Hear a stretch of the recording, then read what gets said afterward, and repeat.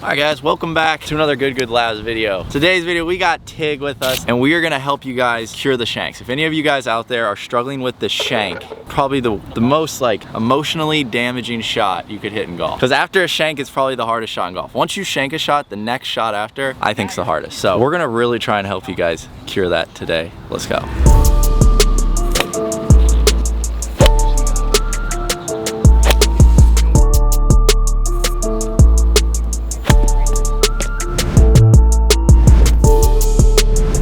Guys, my name is Micah and I struggle with the shanks.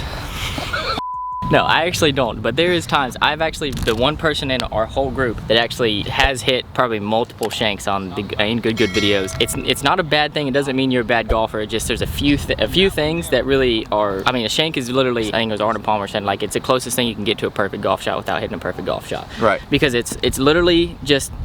And it's something, once it happens, like Grant said, it's just like, it's really hard to get out of your mind. But we're gonna go over a couple key things that really cause that. And it's really not that hard to get away from it if you just know the right technique. So we're gonna go over a couple things here and hopefully it can, you know, cure my shanks for good. Yes, sir. Guys, first, let's just like cover what a shank actually is. A shank is basically when you hit the ball off the hosel here. You're hitting it off this little part of the club and it's going dead right. It's just shooting dead right, never really goes up in the air much and just shanks.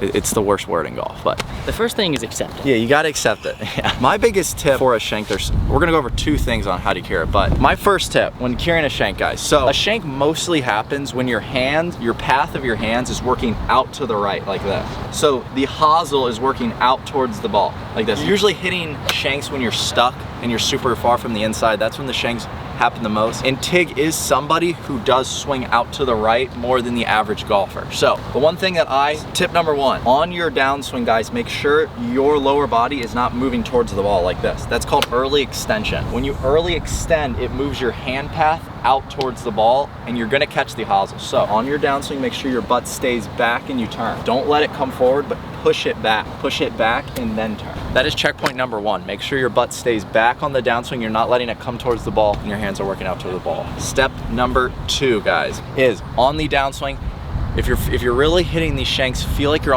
wanting to hit a cut. So you want your hand path working more to the left, this way. Not out to the right, out here. Working more to the left, low and left, because that's going to expose to the toe of the club more. You're going to want to hit it off the toe naturally if your hand path works to the left. But those are the two biggest tips I'll give you guys right now. Let's go over to Tig and let's just dive into how he's cured his shanks. All right, Tig's going to try and hit a shank here. He's going to see if he can do it. This is what it looks like if it's never happened. When you try and do it, guys, you're most of the time your hands actually work out towards the ball and you don't shank it.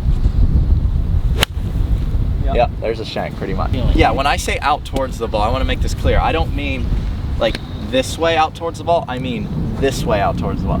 You're never going to shank it if you're working left this way, but if you're working out to the right like this, you will potentially catch the hosel. So, but what if you really worked on the stop? You mean you haven't shanked one in a while. You've been hitting the ball really good. The biggest thing is, for me, Grant had hit, you know, the couple of things that he went through that I believe are very important, and those apply to, you know, pretty broad people as far as your game. But for me, the thing that when I start really getting too close to the hosel, striking it too close to the hosel, the biggest thing is high hands. So my hands are way higher at impact than they are at address. That's the number one, but it's not the most important thing. Second, the most important thing for me is when my head drops during my backswing, because basically, as we know in the golf swing, when you on your downswing, everything goes down for a period and then it starts to come back up.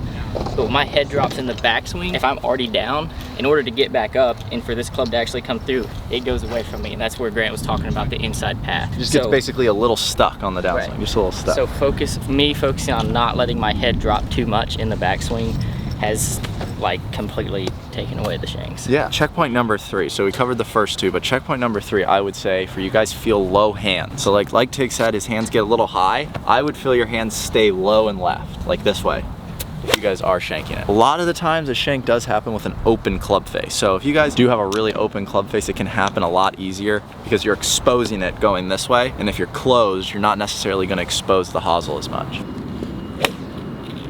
So focus on staying really tall in your backswing. We've talked about that, but this is the thing that applies to me when it comes to, you're down here on your backswing and there's a lot of movement that's happening. Your hands have to work away from you just to basically create room. Back. Yeah, create room. So staying tall and then you can go down. Yeah. All right, That's really good. Tig just won a challenge yesterday too, or he's won multiple since we've been here, and he's been striping it. So this is a good time to really look at his golf swing and take notes, because it's really simple right now.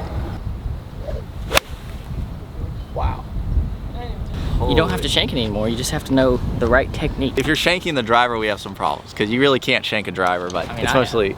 Yeah, I mean, you basically have to almost whiff the ball to shank a driver, but yeah, guys, that pretty much wraps it up. This is a quicker little video, just really focused on just a shank, because that is something in golf, like I said in the intro, that people it's the worst shot in golf, and it hurts you emotionally more than anything, because you just don't know what to do right after, because you're like, how the heck did that just happen? So hopefully we did help you guys out. Yeah, guys, hopefully you did enjoy that. If you did, hit that like button. Once again, let us know in the comments more video ideas that you have and things you're struggling with, because we read those and we'll make videos helping you guys out. Until next time, peace out.